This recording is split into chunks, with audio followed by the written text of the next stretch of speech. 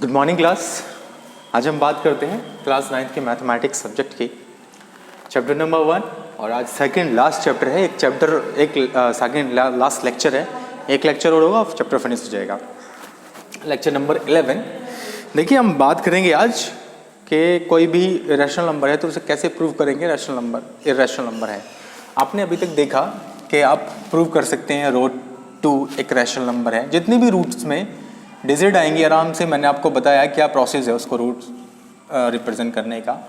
ठीक है, किस तरीके से आप सॉल्व करेंगे उसे या किस तरीके से प्रूव करेंगे कि ये एक रैशनल नंबर है। अब बात करते हैं बड़े ऐसे एग्जाम्पल की जो कॉम्बिनेशन ऑफ रैशनल और इरैशनल नंबर है। एग्जाम्पल 3 + 2√5। ठीक है, 3 + 2√5 कैसे पता लगेगा या किस तरह आप इसे प्रूव करेंगे कि ये एक इरैशनल नंबर है। ठीक है बच्चों, ओके। तब बात करते हैं कि किस तरीके से आप इसे करेंगे। तो ऐसे क्वेश्चन को सॉल्व करने के लिए ये जो रूट वाली डिजिट दिख रही है √5, इसको एक तरफ लिखते हैं और बाकी सबको एक तरफ कर लेते हैं। कैसे करेंगे? आप एज्यूम करेंगे this is a rational number। Okay, तो आप इसे एज्यूम करेंगे कि assume this one is rational number. ठीक, तो 3 + 2/2√5 = P/Q। जब रैशनल नंबर है तो ये P/Q की फॉर्म में रिप्रेजेंट हो सकता है। ठीक है, where P and Q both are integer। इस तरह से लिखते हैं P and Q both are integer and Q is not equals to 0। ठीक, लेकिन इसके साथ एक और लाइन रखी थी कि जब बोला जाए आपको कि कोई संख्या है वो रैशनल नंबर है, तो जिस रैशनल नंबर P/Q में रिप्रेजेंट हो सकती है और P और Q 0 है और P और Q इंटीजर हैं और Q जो है वो 0 नहीं है। ठीक है, इसका मतलब होता है कि दैट मीन्स जैसे कि हमने पहले कहा था कि P and Q both have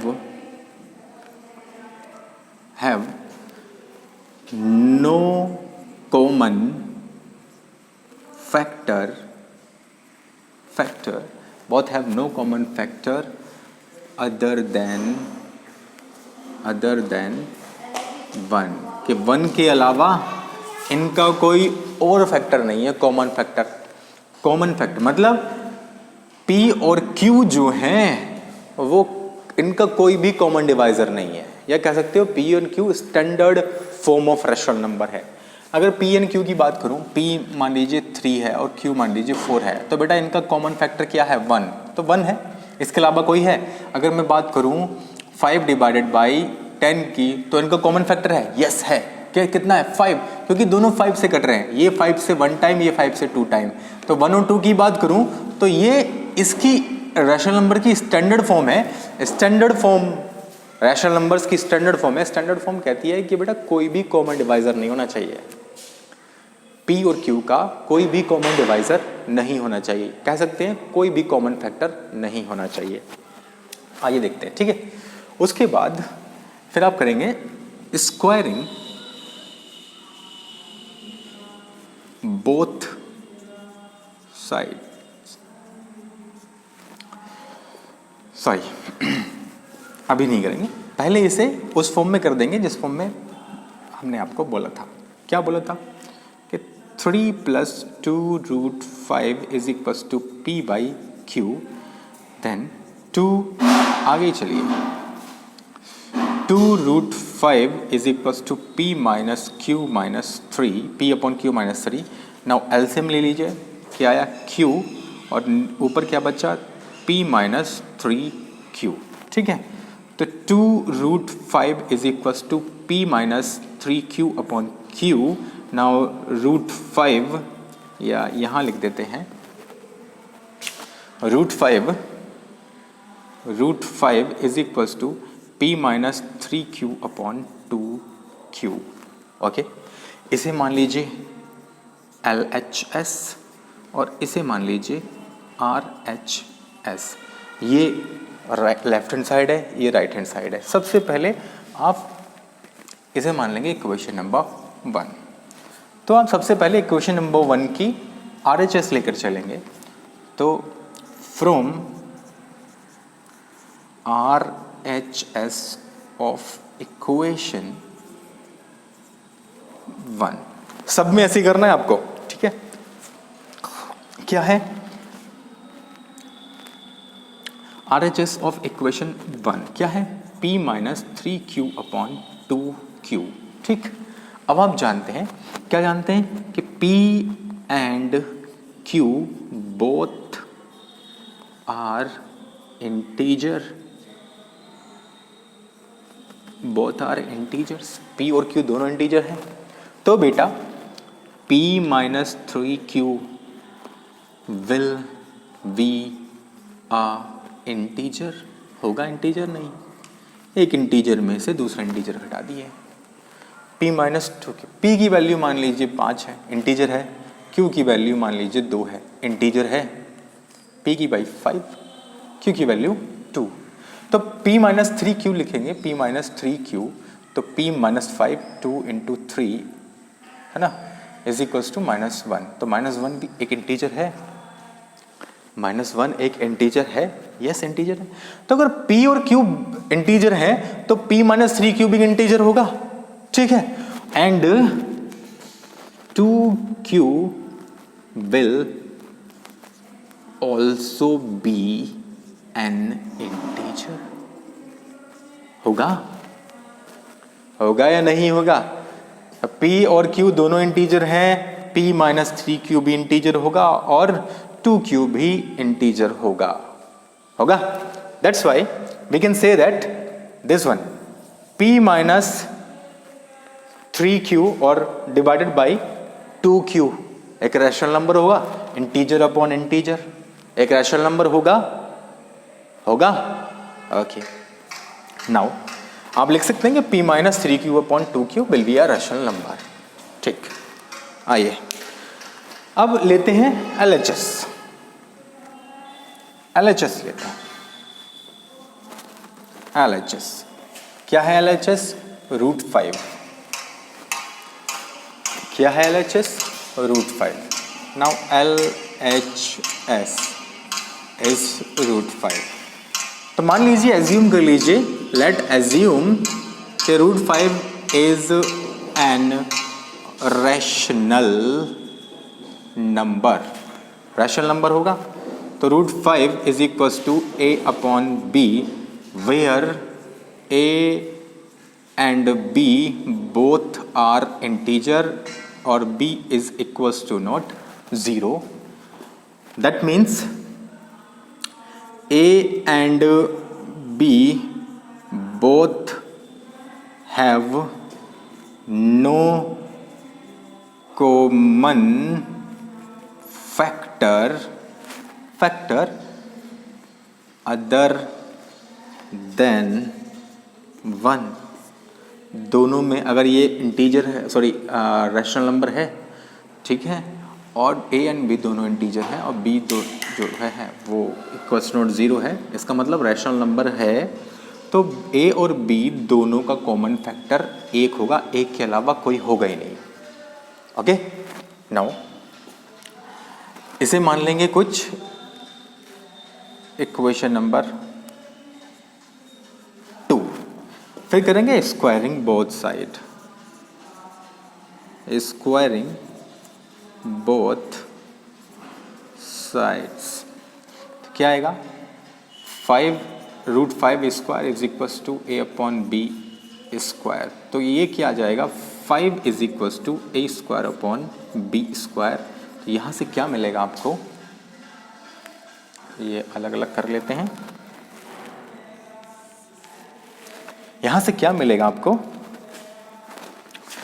कि a square is equals to 5b square मिला।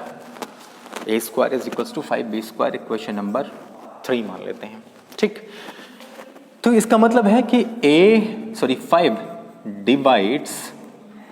डिवाइड्स ए स्क्वायर, तो 5 डिवाइड ए। अगर 5 ए स्क्वायर को डिवाइड कर रहा है तो 5 ए को भी डिवाइड करेगा।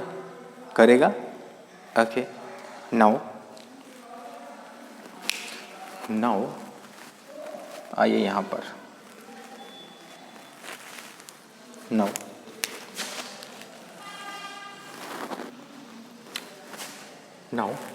let a is equals to 5m where m is an integer, putting the value of a in equation number 3। तो यहाँ से आपको मिलेगा इक्वेशन नंबर 3 क्या है, a square is equals to 5b square. Now 5m का square is equals to 5b square, 5m is 25, m square is equals to 5b square. Now 5 से 5 20 times कटा तो 5m square is equals to b square, और इसको एक form में लिख लेते हैं क्या, b square is equals to 5m square. ये वाली फॉर्म बना लेंगे जहाँ से आपने कंक्लूजन किया था। कहाँ किया था कंक्लूजन, ये a square is equals to this one और b square is equals to this one. That means 5 divides b square। Now 5 divides b। 5 divides b, okay. अब यहां से आप उठाइए 5 divides b और यहां आप उठाइए 5 divides a, यहां पर देखते हैं। तो इसका मतलब क्या है, so we can say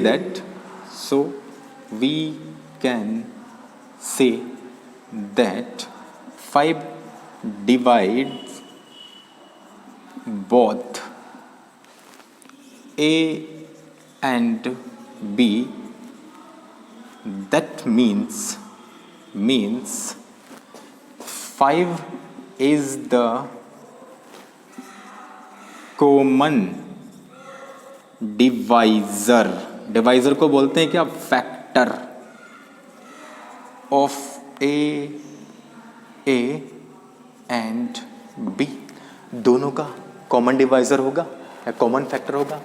आपने क्या माना था कि A and B both have no common factor other than 1, एक के अलावा कोई फैक्टर नहीं है। पर यहाँ पर आपने देखा कि फैक्टर क्या निकल कर आया है, 5 is the common factor of A and B। So, but we assume that क्या assume किया था कि A and B have no common factor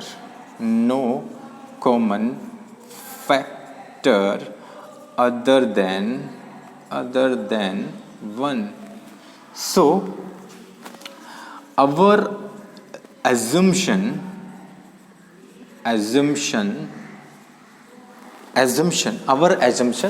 that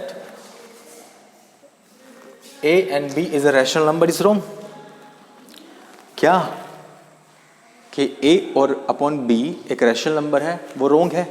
that means our assumption कि √5 और इसके बराबर क्या है √5, कि √5 इज अ रैशनल नंबर, ठीक है। our assumption that is √5 is a rational number is wrong। That means √5 is not a rational number, hence √5 is irrational। भाई irrational नहीं है तो बेटा irrational होगा, irrational नंबर, ठीक। √5 क्या है, एक irrational नंबर है। तो √5 को आपने क्या माना था, कहाँ गए, LHS, और ये क्या है RHS। √5 एक irrational नंबर है, irrational, और इसको आपने रैशनल नंबर माना है या प्रूव भी किया है, ठीक है। कहाँ गया? ओके, रफ कर दिया, कोई बात नहीं, ठीक है। रफ LHS जो है वो RHS के इक्वल नहीं है। That means LHS is not equals to RHS। So our assumption that 3 plus 2 root 5 is a rational number is wrong। जब RHS LHS के कहाँ से आया, ये कहाँ से आया? यहीं से तो आया, ठीक है। तो हमने जो माना था कि ये एक रैशनल नंबर है वो गलत है, ठीक। That's why 3 plus 2 root 5 is a irrational number। Okay, is a irrational number. समझ में आया? इस तरह का क्वेश्चन आपको आए तो किस तरीके से आप, हाँ थोड़ा लेंथी है लेकिन प्रोसेस वही है, आप आराम से कर सकते हैं। ओके, ठीक है। अब मैं आपको एक होमवर्क के लिए एक न्यूमेरिकल देता हूँ, एक क्वेश्चन देता हूँ, इसी से रिलेटेड है, वो आप ट्राई करेंगे, ठीक है। क्वेश्चन है आपका 5 plus root 3। आप इसे देखेंगे, चेक करेंगे कि एक रैशनल नंबर, प्रूव करेंगे कि ये एक इर्रेशनल नंबर है, और है 3 minus root 2। ये दो क्वेश्चन हैं आपके लिए, आप इसे चेकआउट करेंगे और प्रूव करेंगे कि एक इर्रेशनल नंबर है, ठीक है। मिलते हैं बच्चा नेक्स्ट वीडियो में। Thank you.